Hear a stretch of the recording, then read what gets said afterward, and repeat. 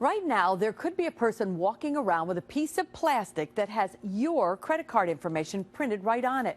Credit card cloning is on the rise locally. Information breached by big retailers and new apps have made it a lot easier for criminals to steal your account numbers. And our investigative reporter Jennifer Lukey joins us tonight with the real deal. Just one more thing for us to worry about, Jen.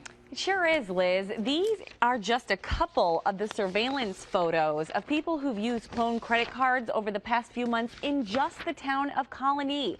Credit card cloning is a growing and major issue everywhere. And even though your bank may cover the unauthorized charges, we're all paying for it still. Scammers that hack our credit card numbers normally put them up for sale online.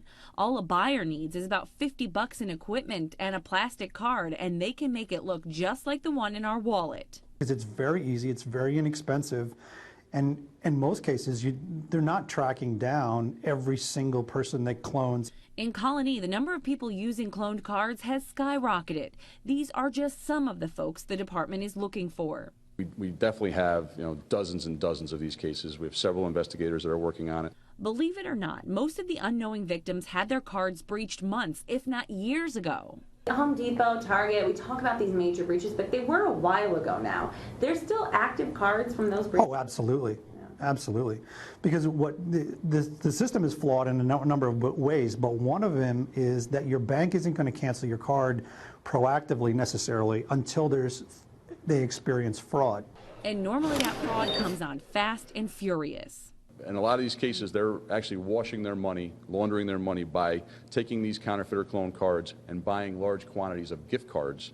And cloners are now more aware of security features that could put a cramp in their operation. Some of these more sophisticated rings, that's what they've done. They are able to identify by zip code or the personal information where that card would most likely be used, and they'll actually travel to that area so as to not raise a red flag to try and milk that card for as much of the credit that it has. Although credit card companies normally cover the fraud, we're all still paying for it. If you were the credit card company, would you just eat this expense? No, you wouldn't. You'd build it into your APR, you'd build it into your annual fees, you'd build it into something else.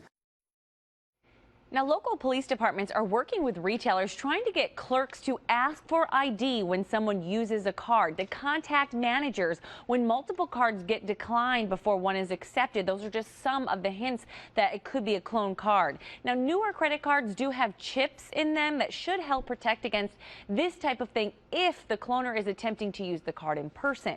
But it won't help if the card number is used to purchase items over the internet. Greg.